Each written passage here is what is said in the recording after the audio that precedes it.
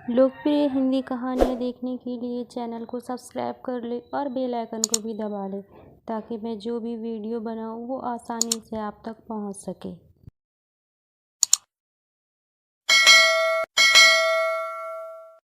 सीतामढ़ी गांव का रहने वाला सरजू आज बहुत दिनों के बाद अपने मित्र मोहन से मिलने उसके गांव आता है। दोनों की मित्रता बहुत गहरी होती है।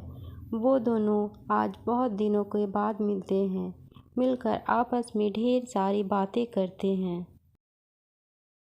मदन कौआ अपनी बेटी को आवाज़ लगाता है और कहता है, लाडू, अरे ओ लाडू, कहाँ गई? देख अंकल जी आए हैं, चाय ले आ। तभी लाडो भागी हुई चाय लेकर आती है। नमस्ते अंकल जी। पिताजी, मैंने आप दोनों के लिए चाय ला दी है, आप पी लीजिएगा। अब मैं चलती हूँ। ओ मदन, बिटिया तो बहुत बड़ी हो गई है और बहुत होशियार भी। कहीं लड़का देखा कि नहीं इसके लिए? दोस्त, मेरे मन में एक ख्याल आ रहा है, अगर तुम सही समझो तो मैं कहूँ। हाँ दोस्त, कहो ना, क्यों नहीं। मेरा बेटा बंटी शहर के एक बहुत बड़े दफ्तर में काम करता है। मैं उसके लिए लड़की देख ही रहा हूँ, तो क्यों न मैं लड्डू को ही अपने घर की बहू बना लूँ। हमारी दोस्ती और रिश्तेदारी में बदल जाएगी और गहरी हो जाएगी। क्या कहते हो? अरे यार, तुम्हारे घर की बहू, अगर मेरी बेटी तुम्हारे घर की बहू बन जाती है तो इससे बड़ी सौभाग्य की बात क्या होगी। लेकिन मैं चाहता हूँ तुम अपने बेटे बंटी से भी पूछ लो इस रिश्ते के बारे में। अरे यार, पूछना क्या है, मैंने हाँ कर दिया ना। अब समझो लाडो मेरी बहू हो गई। मैं अब जल्द ही ले जाऊंगा उसे अपनी बहू बनाकर। अब मैं चलता हूँ दोस्त। घर जाकर तुम्हारी भाभी को भी तो ये खुशखबरी सुनानी है। और बंटी भी अभी घर ही आया हुआ है, इसलिए मैं जल्दी शादी कर दूंगा दोनों की। आज मोहन बहुत खुश हो जाता है कि उसकी बेटी की शादी होगी इतने अच्छे घर में। कुछ ही दिनों में दोनों की शादी हो जाती है और लाडो अपनी ससुराल आ जाती है। ये पिताजी ने मुझे किस गवार से शादी करके फंसा दिया है। देखो लाडू, मैं तुम्हें पसंद नहीं करता हूँ। आप पिताजी अपनी जीत से ये शादी करवाए। मैं एक पढ़ा लिखा लड़का हूँ और इतने बड़े दफ्तर में काम करता हूँ। अगर किसी को पता चल गया मेरी शादी एक गवार से हो गई तो मेरा कितना मजाक उड़ाएंगे। मैं शहर में किसी और से प्यार करता हूँ, इसलिए तुम मुझसे कोई उम्मीद मत रखना। मैं कल ही शहर वापस लौट रहा हूँ और तुम यहाँ पिताजी के साथ रहना। इतना कहकर बंटी वहाँ से चला जाता है और बेचारी लाडो बहुत रोने लगती है। ऐसा क्यों किया ऊपर वाले आपने मेरे साथ? अब मैं कहाँ जाऊंगी, क्या करूंगी? पिताजी कितने गरीब हैं, वो मेरे शादी को लेकर कितने खुश थे। अगर उन्हें ये सब पता चलेगा वो तो जीते जी मर जाएंगे। नहीं, मैं ऐसा नहीं होने दे सकती। चाहे कुछ भी हो जाए, मैं ये बात किसी से नहीं कहूंगी। मैं अपने अंदर ही ये बात रखूंगी, नहीं तो पिताजी को बहुत बुरा लगेगा ये सब जानकर। चाहे कुछ भी हो जाए, मैं इसी हाल में जीऊंगी और यही रह लूंगी। बेचारी लाडो अपने दुख को अपने पिता से नहीं बताना चाहती है। वह नहीं चाहती कि पिता भी दुखी हो जाए, इसलिए वह सारे गम खुद ही सहन लेती है। और अगले दिन सुबह होते ही क्या बात है बेटा बंटी, सुबह सुबह सामान लेकर कहाँ चल दिए? हाँ पिताजी, मैं आपको बताने ही आ रहा था। वो कल रात में दफ्तर से फोन आया था, कुछ जरूरी काम आ गई है, इसलिए वापस से दफ्तर बुला रहे हैं। मैं वही जा रहा हूँ। लेकिन तुम्हारी छुट्टी तो 1 महीनों की थी ना? हाँ पिताजी, छुट्टी तो 1 महीनों की ही ली थी, लेकिन लगता है कुछ जरूरी काम आ गया है, इसलिए आज ही बुला रहे हैं। और बहू तैयार हुई या नहीं? नहीं पिताजी, मैं उसे लेकर अभी नहीं जा रहा हूँ। क्या बहू को साथ लेकर नहीं जा रहे हो? अभी कल ही तुम्हारी शादी हुई, बेचारी यहाँ क्या करेगी? उसे साथ लेकर जाओ। ओहो, ये पिताजी क्या कह रहे हैं, मैं उसे कहाँ साथ लेकर जाऊंगा। ये पिताजी ने कहाँ फंसा दिया है, जिसके लिए दूर जा रहा हूँ उसी को साथ ले जाने के लिए कह रहे। अब मैं क्या करूँगा, मुझे तो कुछ समझ नहीं आ रहा है। लेकिन पिताजी की बातों को टाल भी नहीं सकता हूँ। क्या करूँ, अब तो ले जाना ही पड़ेगा, वहीं जाकर कोई उपाय लगाऊंगा। ठीक है पिताजी, मैं लाडो को भी अपने ही साथ लेकर जा रहा हूँ। लाडो, तुम तैयार हो गई बेटा? तैयार हो गई हो तो जल्दी से आ जाओ, वरना ट्रेन छूट जाएगी। हाँ पिताजी, मैं तैयार हो गई हूँ, लेकिन मुझे आपको छोड़कर जाने का बिल्कुल भी मन नहीं कर रहा है। लेकिन आप इतना जिद कर रहे हैं, इसलिए मैं जा रही हूँ। आप अपना ध्यान रखिएगा। हाँ बहू, मैं अपना ध्यान रख लूंगा, तुम यहाँ की चिंता मत करना। और तुम घूमना फिरना, मजे करना, और अगर कोई दिक्कत परेशानी हो तो मुझे फोन कर देना। इतना कहकर वे लोग स्टेशन की ओर निकल पड़ते हैं। बेटा, बहू का ध्यान रखना। आज से पहले ये गांव से बाहर कभी भी नहीं गई है शहर, इसलिए तुम इसका अच्छे से ध्यान रखना। और घर पहुंचते ही मुझे फोन कर देना। ठीक है पिताजी, मैं जैसे ही घर पहुंच जाऊंगा आपको फोन कर दूंगा। आप अपना ध्यान रखिएगा, अब हम लोग चलते हैं। बच्चे अच्छे से पहुंच जाए बस।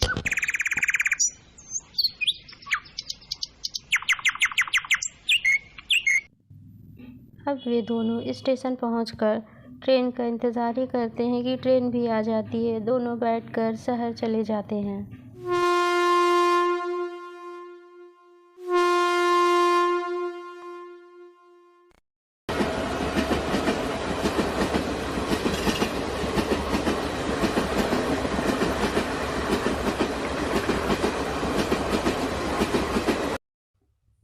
लाडो को तो साथ ले आया हूँ, पर लेकर जाऊँ कहाँ? मुझे तो कुछ समझ नहीं आ रहा। ऐसा करता हूँ, इसे यहीं स्टेशन में ही छोड़ देता हूँ, कोई ना कोई ले जाएगा। लाडो, तुम यहाँ बैठो, मैं अभी ऑटो लेकर आता हूँ, फिर तुम्हें लेकर जाऊंगा। तुम यहीं बैठकर मेरा इंतजार करना, मैं अभी आता हूँ। सुनिए जी, आप थोड़ा जल्दी आ जाइएगा। मैं अकेले क्या करूँगी यहाँ, मुझे बहुत डर लग रहा है। मैं तो यहाँ किसी को जानती भी नहीं हूँ, इसलिए आप जल्दी ही आ जाइएगा। हाँ हाँ लाडो, तुम यहाँ बैठकर मेरा इंतजार करो, मैं तुरंत आता हूँ। इतना कहकर बंटी कबूतर वहां से चला जाता है और बेचारी लाडो बैठकर उसकी राह देखती रहती है।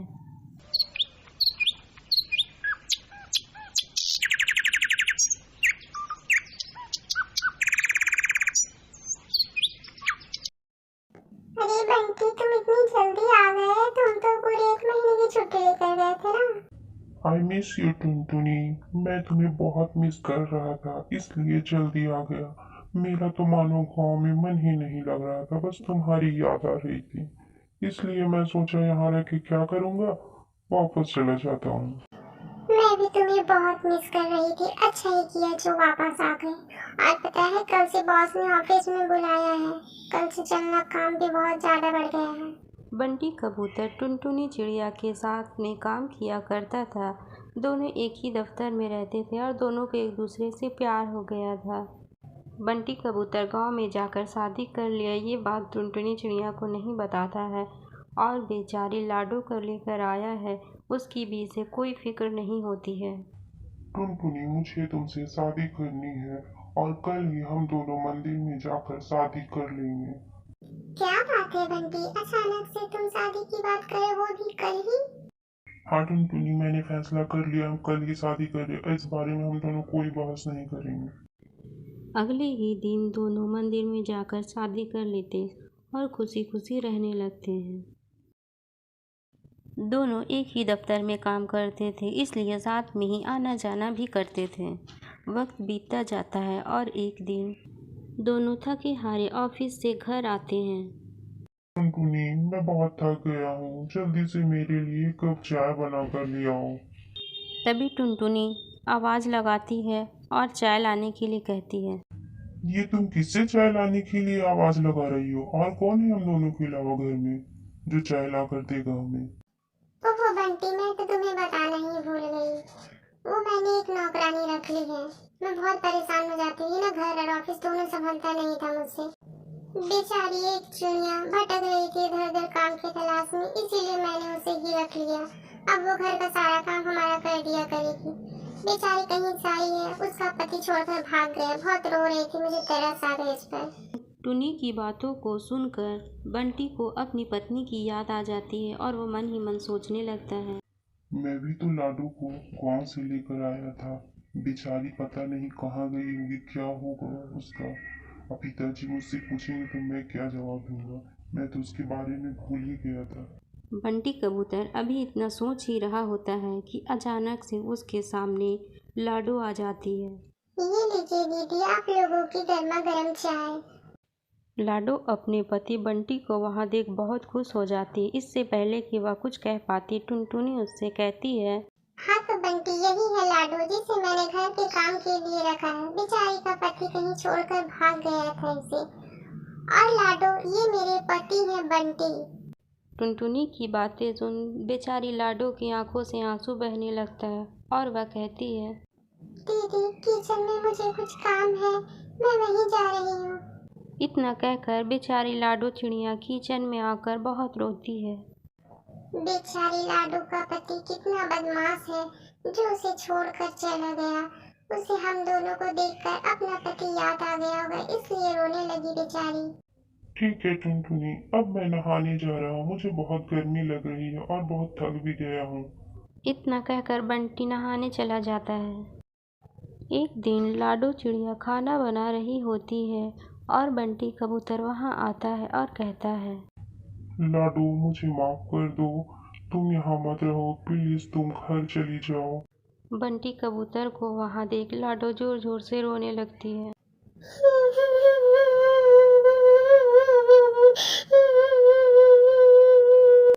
प्लीज लाडू चुप हो जाओ, रो नहीं, नहीं तो टुनटुनी आ जाएगी। मैं तुमसे जो कह रहा हूँ चुप से सुनो प्लीज। अपनी दूसरी शादी कर लीजिए, मेरे बारे में एक बार भी नहीं सोचा कि मेरा क्या होगा। और मुझे घर जाने के लिए कहते हैं, अगर मेरे पिताजी को पता चला उनकी तो जान ही निकल जाएगी। और आपके बाबू जी को मालूम हुआ तो पता है ना वो क्या करेंगे, कितना गुस्सा करेंगे वो। मुझे अपने पास ही रहने दीजिए, मैं नौकरानी बनकर रह लूंगी। अपने आप से दूर मत कीजिए, मैं किसी को कुछ नहीं बताऊंगी। मुझे अपने आप से दूर मत कीजिए जी, मैं आपको देखा तो करूंगी, यहाँ रहूंगी तो। मेरी बहुत बड़ी मजबूरी है लाडो, इसलिए मैं टुनटुनी को नहीं छोड़ सकता हूँ। मैंने कभी तुमसे प्यार ही नहीं किया था, बाबूजी ने तो मेरी शादी जबरदस्ती तुमसे करवा दी थी। टुनटुनी ने मेरा बहुत साथ दिया है, इस बड़े शहर में मैं किसी को नहीं जानता था, रहने का ठिकाना भी उसी ने दिया है। मैं उसे कैसे धोखा दे सकता हूँ। हो सके तो मुझे माफ कर देना लाडू, मैं तुम्हारा भी गुनहगार हूँ। अब आप जाइए जी, नहीं तो मैडम जी आ जाएगी, मैं किसी से कुछ भी नहीं कहूँगी। इसी तरह वक्त बीतता जाता है और फिर एक दिन, टुनटुनी, बहुत थक गया हूँ, जल्दी से चाय मंगवा लो। लाडो, हमारे लिए चाय ले आओ। हाँ दीदी, अभी आई। ये रही आप लोगों की गर्मा गर्म चाय। बंटी जैसे ही लाडो को देखता है उसकी मुंह फटी की फटी रह जाती है। ये कौन है? चाय लेकर कौन आया था आज? अरे तुम भी नहीं पहचान पाए? ये तो अपनी लाडो है। मैं तुम्हें बताना भूल गई थी, मैं कल ही उसे ब्यूटी पार्लर लेके गई थी और वहाँ उसका मेकओवर करवाया है। तुम भी उसे नहीं पहचान पाए? वो तो पहले से बिल्कुल बदल चुकी है, लग ही नहीं रहा है कि ये लाडो है। कितना खूबसूरत बना दिया है। मैं तो सच में पहचान नहीं पाया कि ये पुरानी वाली लाडो है और इतनी खूबसूरत हो गई। अपनी पत्नी लाडो को इतना खूबसूरत देख बंटी बहुत खुश हो जाता है। मुझे तो यकीन ही नहीं हो रहा है कि लाडो इतना खूबसूरत हो गई है। एक दिन टुनटुनी चिड़िया घर के किसी काम से बाजार गई होती है। उसी वक्त बंटी कबूतर किचन में अपनी पत्नी लाडो के पास चला जाता है और उससे ढेर सारी बातें करने लगता है। हंस हंस कर दोनों बात कर रहे होते हैं। तभी टुनटुनी चिड़िया भी अपनी काम खत्म कर किचन में आ जाती है, लेकिन बंटी कबूतर अपनी पत्नी लाडो के साथ इतना मशगूल रहता है कि उसे पता ही नहीं चलता है कि टुनटुनी वहां आ चुकी है। वह उन दोनों की सारी बातें सुन लेती है। अच्छा, तो मेरे पीठ पीछे ये चल रहा है, ये चुड़ैल मेरे ही पति के साथ गुलछर्रे उड़ा रही है। अरे डायन, मैंने तुम्हारी कितनी मदद की और तुम मेरे ही पति को मुझसे छीन ही घर को खा रही है। अभी मैं तुझे बताती हूँ, रुक। टुनटुनी चिड़िया बेचारी लाडो चिड़िया को बहुत मारती पीटती है। तभी उसे बंटी कबूतर अपने साथ ले जाता है और उसे सारी बातें बताता है। क्या तुम ही इसके खोए हुए पति हो? इसका मतलब तुमने मुझे धोखा दिया है। मेरी जिंदगी बर्बाद कर दी तुमने। मेरी ही नहीं, तुमने हम दोनों की जिंदगियां बर्बाद कर दी है। और लाडो, तुम सब कुछ जानते हुए भी चुप कैसे रही? तुमने मुझे कुछ बताया क्यों नहीं? इतना कहकर टुनटुनी अपने कमरे में चली जाती है। अब क्या होगा जी? मैडम जी को सब कुछ पता चल गया। मुझे बहुत डर लग रहा है। अभी दोनों बातें ही कर रही होते हैं कि अचानक से गोली की आवाज़ आती है। दोनों दौड़कर कमरे की ओर भागते हैं। ये तुमने क्या किया टुनटुनी? तुम ऐसा नहीं कर सकती हो। तुमने इतना बड़ा कदम उठा लिया। मुझे माफ कर दो टुनटुनी, सब मेरी गलती है। दीदी, आपने ऐसा क्यों किया? मैं चली जाती कहीं भी, मैं आपकी जिंदगी में नहीं आती तो आपके साथ ऐसा नहीं होता। मुझे माफ कर दीजिए। अरे लाडो, तुम मत रो। तुमने इतना कुछ सहा है आज तक, तुम्हारी इसमें कोई गलती नहीं है। मैं ही तुम लोगों के बीच आ गई थी। अब तुम लोग खुशी खुशी अपने जीवन बिताना। अब तुम लोगों के बीच कोई भी नहीं आएगा। लाडो, तुम और बंटी खुश रहना। बंटी बहुत अच्छा है, तुम उसे माफ कर देना। मेरी जितनी जिंदगी थी मैंने खुशी खुशी जी है। अब तुम लोग भी अपनी जिंदगी खुशी खुशी जीना। इतना कहकर टुनटुनी मर जाती है। अगले ही दिन बंटी और लाडो दोनों बहुत ही उदास मन से अपने गांव वापस चले आते हैं।